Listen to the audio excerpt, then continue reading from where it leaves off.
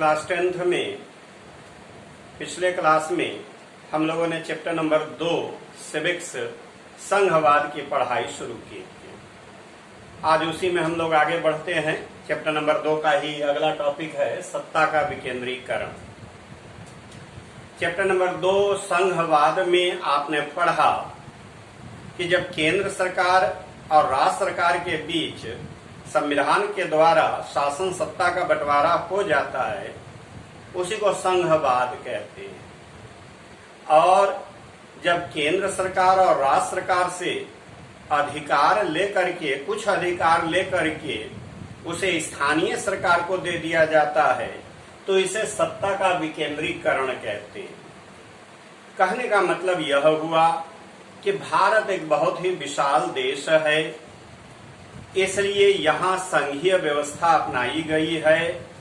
संघवाद में आपने पढ़ा कि संघवाद में 2 या 2 से अधिक स्तरों वाली सरकार होती है।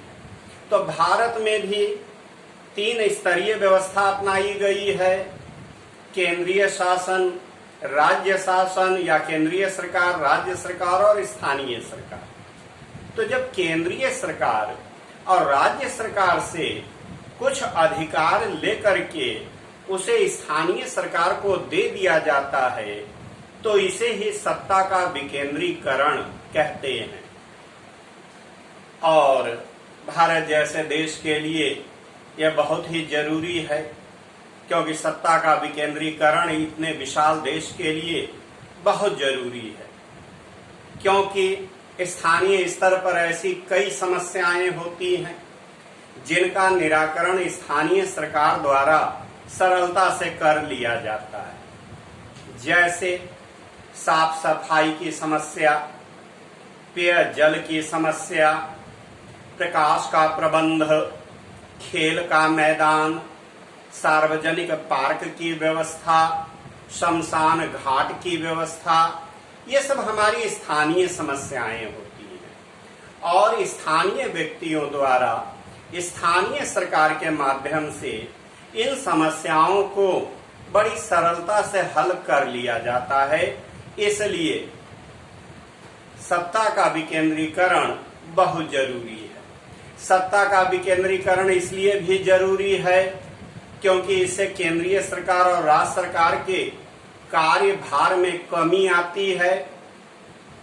साथ ही साथ धन की बचत भी होती है, और जो धन इस्तेमाल होता है, जो खर्च होता है, वो बिल्कुल सही दिशा में होता है। इसलिए सत्ता का विकेंद्रीकरण काफी महत्वपूर्ण है, और यही कारण है कि हमारे देश में स्थानीय सरकार की व्यवस्था की गई है। स्थानीय सरकार से मतलब है गांव में ग्राम पंचायत, नगरों में नगर पालिका, नगर महापालिका आदि। प्रारंभ में ये स्थानीय सरकार पूरी तरह से राज्य सरकार के अधीन थी, जिस कारण इन्हें कोई संवैधानिक दर्जा प्राप्त नहीं था, इनका कोई नियमित चुनाव नहीं होता था, इनके पास अधिकार कम थे। यही कारण है कि स्थानीय सरकार अपना कार्य बहुत सुगमता पूर्वक, कुशलता पूर्वक नहीं कर पाती थी। लेकिन 1992 के संवैधानिक संशोधन द्वारा स्थानीय सरकार को अधिक कार्यकुशल और प्रभावशाली बनाया गया। 1992 में संविधान संशोधन करके स्थानीय सरकार को अधिक प्रभावशाली और कार्यकुशल बनाया गया, ताकि ये अपना कार्य बड़ी ही कुशलता पूर्वक कर सकें। उसके लिए ये सारी व्यवस्थाएं बनाई गई। सबसे पहले तो स्थानीय सरकार को संवैधानिक दर्जा प्रदान किया गया।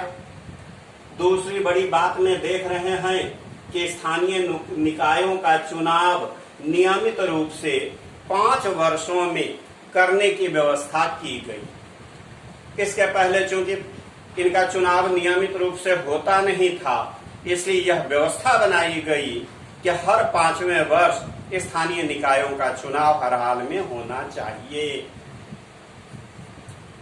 चुनाव कराने के लिए राज्य चुनाव आयोग नामक एक स्वतंत्र संस्था की भी स्थापना की गई ताकि इनका चुनाव सही ढंग से हो सके। स्थानीय निकायों के निर्वाचित सदस्यों और पदाधिकारियों में आरक्षण भी दिया गया। अनुसूचित जाति, अनुसूचित जनजाति और पिछड़ी जातियों के लिए आरक्षण की भी व्यवस्था की गई ताकि स्थानीय सरकार में भी समाज के सभी समुदायों का प्रतिनिधित्व हो सके। साथ ही साथ महिलाओं के लिए भी 1/3 आरक्षण की व्यवस्था की गई। स्थानीय निकायों में 33% का आरक्षण महिलाओं को दिया गया। तो इस प्रकार से 1992 के संवैधानिक संशोधन अधिनियम द्वारा ये प्रावधान करके स्थानीय निकायों को अधिक प्रभावशाली और कार्यकुशल बनाया गया। अगर हम यहाँ पर थोड़ा सा अंतर देखें कि 1992 के पहले की इनकी क्या स्थिति थी, 1992 के बाद में इनकी स्थिति में क्या परिवर्तन हुआ, अगर हम इसे एक अंतर के रूप में देखें तो भाई अंतर यही सब है कि 1992 से पहले संवैधानिक निकायों को कोई संवैधानिक दर्जा, स्थानीय निकायों को कोई संवैधानिक दर्जा प्राप्त नहीं था, लेकिन 1992 के अधिनियम के द्वारा इन्हें संवैधानिक दर्जा प्रदान किया गया।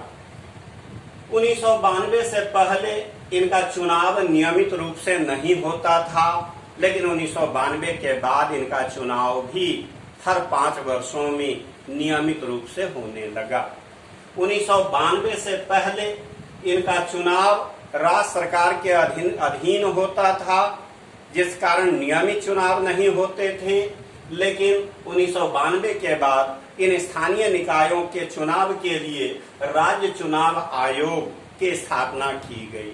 1992 से पहले महिलाओं के लिए विशेष करके इसमें आरक्षण की कोई व्यवस्था नहीं थी, लेकिन 1992 के बाद महिलाओं को भी आरक्षण दिया गया 33%, 1/3 का।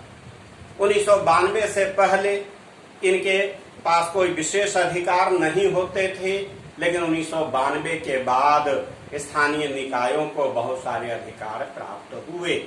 इस प्रकार से 1992 के अधिनियम के द्वारा स्थानीय निकायों को अधिक शक्तिशाली, अधिक प्रभावशाली और अधिक कार्यकुशल बनाया गया। अभी हम लोग थोड़ी सी चर्चा और करेंगे, लेकिन यहाँ पर थोड़ा सा रुकते हैं।